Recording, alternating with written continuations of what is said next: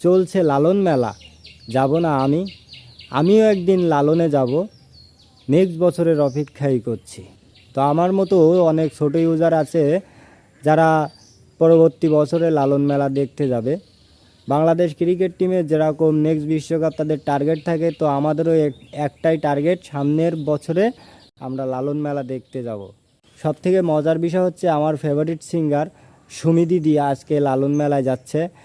সুমি দিদিকে দেখতে পারবো না, আমার খুবই ইচ্ছা ছিল সুমি দিদিকে দেখার, সুমি দিদির গানটি সরাসরি শোনার, সেই ইচ্ছাটা পূরণ হলো না, কোনো এক সময় যদি পূরণ হয়।